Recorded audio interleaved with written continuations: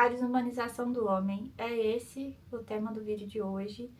Eu vou compartilhar com vocês alguns livros, indicação de livros, claro. Vou partir desde Akira e Evangelho até autoras filósofas Hannah Arendt, Osamu Dazai, Clarice Lispector, Kafka. E vamos lá, vocês vão entender, espero eu. E também espere indicação de livros e um pouco sobre filosofia, como vocês podem ver aqui, a gente vai falar um pouco sobre isso. Vamos contextualizar um pouco e compartilhar leituras, impressões. Vamos lá. Então, vamos começar, gente. Estou aqui já, né, amparada pelo livro de filosofia. Antes de mais nada, eu quero contextualizar, marquei aqui para compartilhar com vocês. Esse vídeo vai ser um vídeo, como eu já falei, né, de indicação de livros, de leituras, mas também um pouco mais a fundo sobre essa temática. E aqui a gente tem sobre a banalidade do mal, né? Esse livro aqui é aquela série da Saraiva, né? Que é pela Globo Livros, enfim. Mas é filosofia, economia e tem vários temas que eles fizeram. E aqui, nesse de filosofia, a gente tem um pouco sobre Hannah Arendt e a banalidade do mal. Isso tudo tem a ver com o tema de hoje. Então, quando a gente pensa, por exemplo, em Akira e Evangelho, vocês conseguem ver nesses animes a banalidade do mal e uma flexibilização dos meios utilizados por aquelas pessoas e que levam no final, né, quando você acaba de ver Akira, quando você acaba de ver Evangelho, você percebe como que alguns personagens-chave desses animes, eles foram totalmente desumanizados. Apesar de você ter uma junção bem cyberpunk, digamos assim, né, nos dois, então você mistura pessoas de fato, né, seres humanos com máquinas, você também tem essa desumanização dessas pessoas, porque elas têm que conseguir se fundir com essas máquinas, brigando com o passado, brigando com aspectos escuros da própria vida. E muito jovens, né? Tanto em Akira quanto em Evangelho, você tem personagens muito jovens. E, por exemplo, Shinji em Evangelho, claramente ele é uma criança depressiva. E no fim do anime você tem acesso a como ele consegue sair disso, não sozinho. Ele tem ali o apoio de muitos de quem estava em volta dele. Mas a gente tem uma reflexão em toda a obra de como as outras pessoas no poder, principalmente, elas tomam decisões e como que as outras que estão ali inseridas naquela sociedade, elas são atingidas. E algumas delas, elas têm que usar desse subterfúgio de tirar um pouco da sua humanização do que as fazem seres humanos, né? E aí entra um aspecto bem curioso e que eu acho que tem muito assunto e dá muito pra gente aprofundar. Mas nesse momento eu quero compartilhar um pouco. Parti aqui né, no início do vídeo falando sobre essas duas obras, tanto Akira quanto o Evangelho, e partir também porque a gente tem aqui no livro, que eu já fiz a introdução para vocês, do que a gente pode encontrar, e eu quero compartilhar um pouco mais sobre o que neste livro aqui eles trazem sobre a banalidade do mal, por Hannah Arendt, que é ela, né, que participou ali do julgamento do Eichmann, né, como médico que fez muitas atrocidades durante o Holocausto, né, viveu ali o nazismo e contribuiu para aquilo. Então a análise que ela faz sobre esse aspecto também e sobre o caráter mau, né, do ser humano. E como que esse caráter mau ele pode muitas vezes nos fazer questionar se aquele ser humano realmente tem uma humanização dentro dele e o que isso significa de fato. Porque é muito comum quando a gente vê em obras, né, que aconteceram crimes muito hediondos, tanto nessas que eu comentei, quanto, né, de tentativas de destruir a humanidade. Então, por exemplo, em Akira você tem ali um estado, né, que ele tem um modo de operação e esses jovens eles acabam se sentindo totalmente engolidos ali, e eles de alguma forma eles tentam, né, e eles até se sacrificam e tentam mudar aquela situação. E no caso de Evangelho, você tem esses Evas, né, você tem esses anjos tentando, os anjos tentando destruir a terra e os Evas tentando também defender. E quanto que aquelas relações de poder também, elas vão corrompendo os seres humanos, e o quanto que você se distanciar de um caráter humano, o quanto que isso pode trazer de consequências para sua vida. O que eu achei curioso aqui dessa parte, desse resumo que fizeram sobre a avaliação da Hannah Arendt nesse julgamento do Eichmann, né, foi o seguinte. Aqui eles fazem uma introdução, né, de como que ela atuou ali no julgamento. Então, em 1961, a filósofa Hannah Arendt testemunhou o julgamento de Adolf Eichmann, um dos arquitetos do Holocausto. Em sua obra Eichmann em Jerusalém, ela escreveu sobre a aparente cotidianidade de Eichmann. A figura diante dela no banco dos réus não parecia o tipo de monstro que poderíamos imaginar. De fato, ele não daria a impressão de estar fora de lugar se visto num café na rua. Então perceba que quando a gente também tem acesso a casos muito impactantes, né, de crimes, aqui obviamente ela está falando do Holocausto, mas assim, trazendo para uma esfera mais do nosso dia a dia aqui agora, né, quando a gente tem acesso, por exemplo, aqui no Brasil mesmo, a crimes que a gente fala, né, crimes hediondos, crimes horríveis, geralmente quando acontece com crianças, né, a gente fica muito chocado, e um questionamento que passa quando as pessoas comentam desses crimes é, nossa, como que um ser humano seria capaz disso? Não é um ser humano, é um monstro, né? Como que a pessoa tem uma maldade tão profunda que foi capaz de ter coragem, né, de fazer esse mal para essa pessoa, principalmente quando é uma pessoa indefesa, no caso de crianças, né, jovens. E aqui ela comenta sobre isso, o quanto que se você visse o Eichmann na rua, você nunca ia imaginar que ele cometeu todas aquelas atrocidades.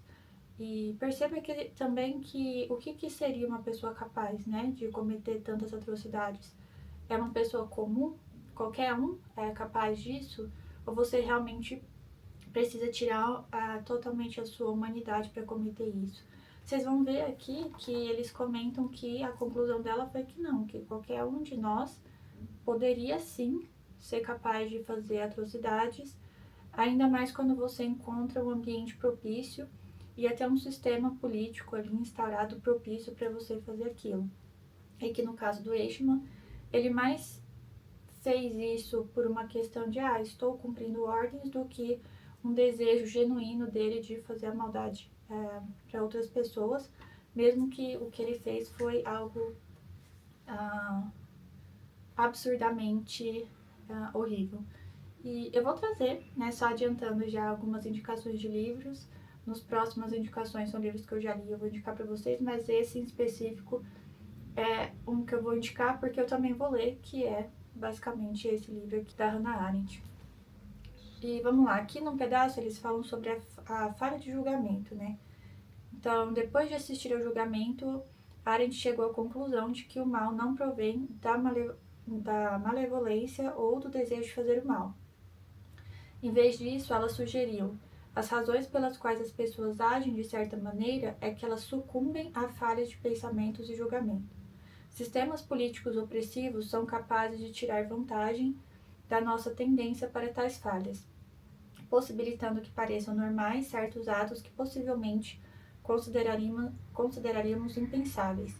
A ideia de que o mal é banal não priva os atos maléficos de seu horror. Em vez disso, a recusa em ver as pessoas que cometem atos terríveis como monstros traz estes atos para mais perto da nossa vida cotidiana, desafiando-nos a considerar o mal como algo de que todos nós somos capazes. Assim, devemos nos precaver contra as falhas de nossos regimes políticos, disse Arendt, mas também das possíveis falhas em nossos próprios pensamentos e julgamentos.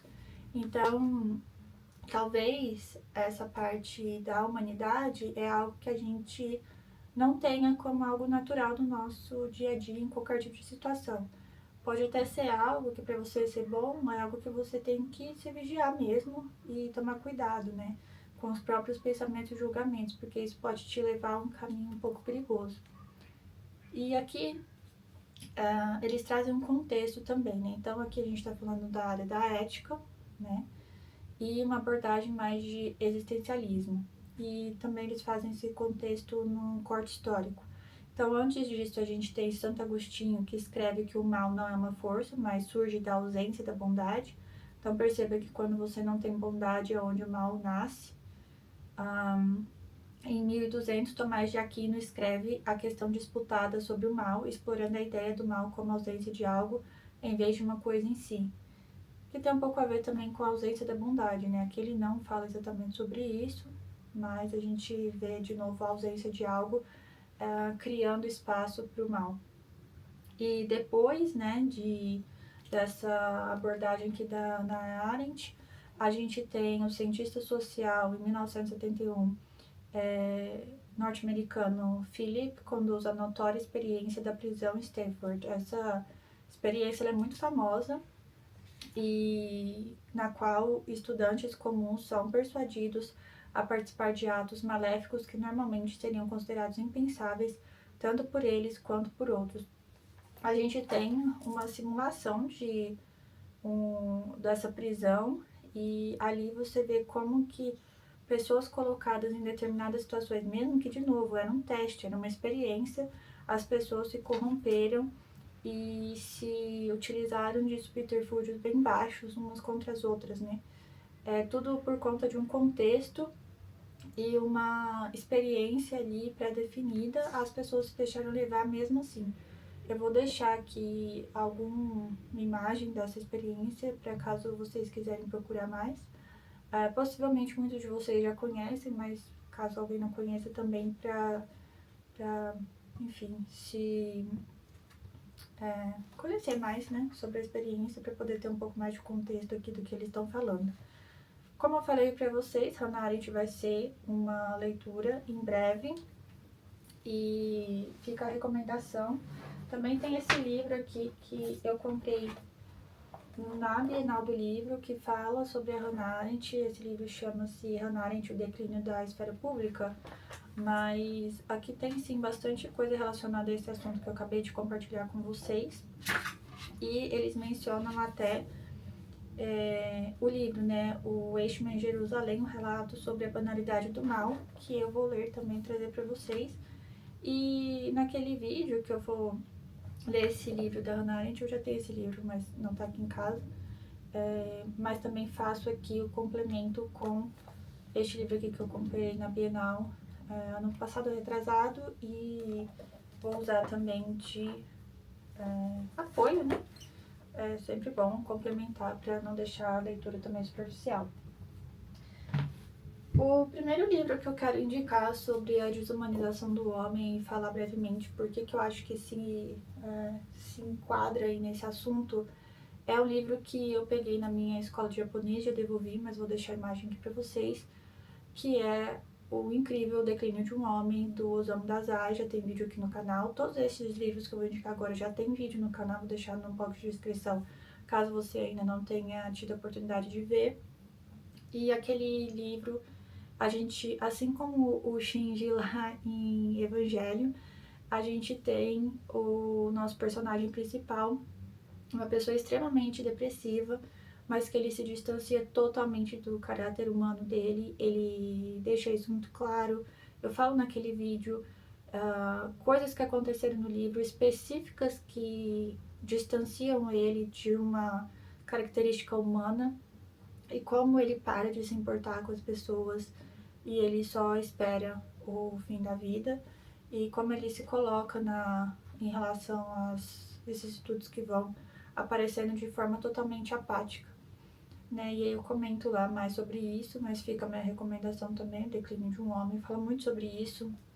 A gente tem aqui em Kafka a Metamorfose também, muito relacionada a aspectos do trabalho e como ele vai se transformando e se desumanizando, né, a ponto de virar um inseto, mas não se prendam ao inseto em si, isso não é o cerne da obra do Kafka, não é o cerne principal de A Metamorfose. Se atentem para aspectos mais profundos da transformação do nosso personagem principal e o que acontece na vida dele por conta disso, né? Isso é muito importante, perceber aspectos da obra em que ele expõe, né, o autor expõe, o Kafka expõe pra gente o que está acontecendo na vida do Gregor Samsa, e a gente pode ver aqui, ler linha após linha, a derrocada de um homem e todos os seus pensamentos em relação a isso. Então fica muito claro aqui, um ótimo livro também que fala sobre esse tema,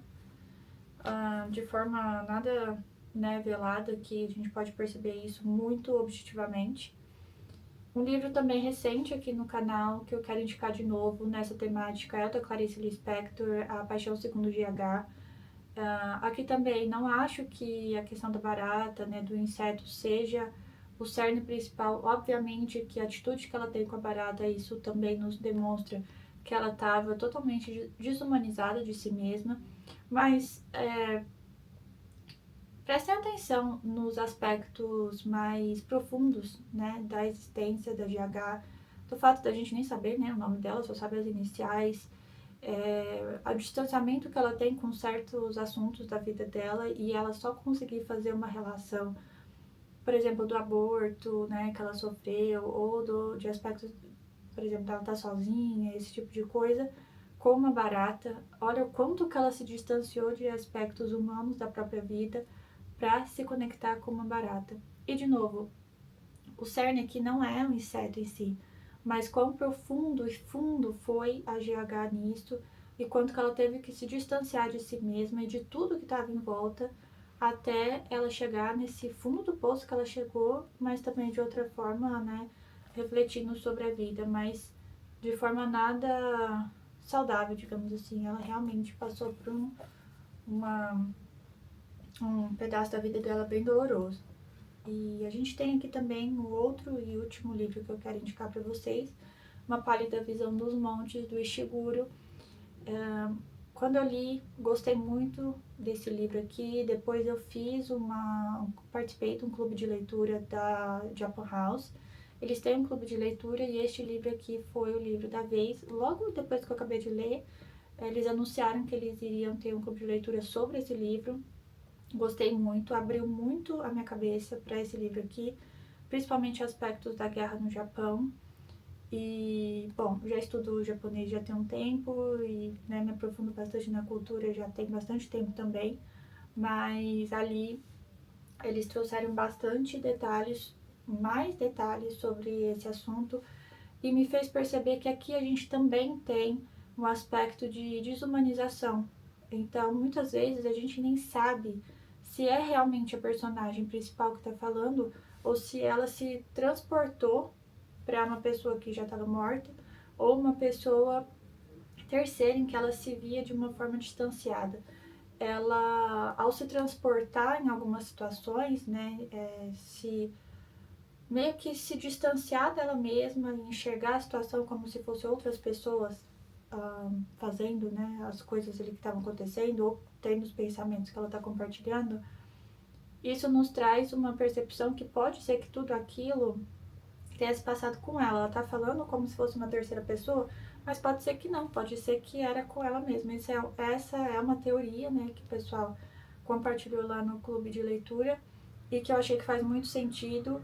Ela se distancia da própria vida e ela começa a ter uma dissociação dos fatos, assim. Então ela coloca muito do que ela viveu numa terceira pessoa e talvez isso tenha ajudado, né, a lidar com aspectos, por exemplo, que aconteceram na vida dela, da guerra. Ela passou por uma guerra, ela mudou do Japão para a Inglaterra depois disso, a filha dela cometeu suicídio, então talvez tenha sido também um modo dela lidar com tudo isso, mas também que não descarta esse aspecto que eu falei para vocês.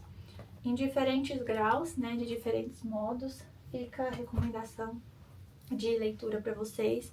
Esse é um tema que tem como aprofundar, como eu já comentei, e em breve a gente fala sobre mais indicações de livro. Se você tem alguma indicação de livro nesse tema, deixa nos comentários, super bem-vindo.